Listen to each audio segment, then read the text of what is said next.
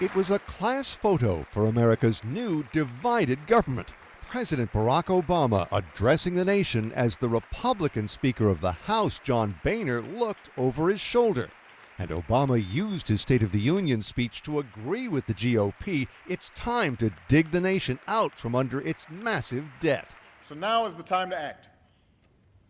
Now is the time for both sides and both houses of Congress, Democrats and Republicans, to forge a principled compromise that gets the job done.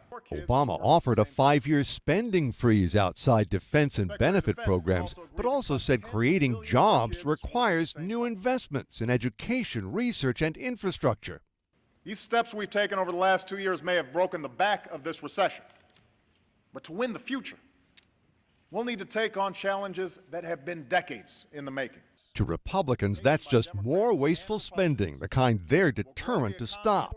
Yet they did not join a chorus of boos. The reason? Congress is still shell-shocked over the shooting of Arizona Democrat Gabrielle Giffords. Her seat was left empty, while looking down from the gallery were her surgeon, an intern who rushed to help her, and the family of the young girl killed in the Tucson shooting. And some lawmakers pointedly sat with foes from across the aisle. Obama saw that as a glimmer of hope for bipartisanship. We will move forward together, or not at all. For the challenges we face are bigger than party and bigger than politics.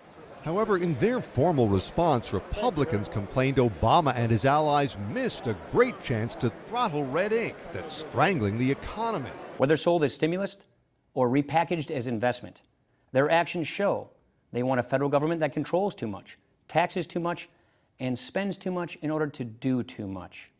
In its online rebuttal, the Tea Party was even more dismissive. In fact, just before the speech, the GOP-run House voted to demand big spending cuts, returning to levels in place before Obama took office. Still, the president's hope is that out of this speech will come some common ground with Republicans, and for him, perhaps another modest bump in the polls.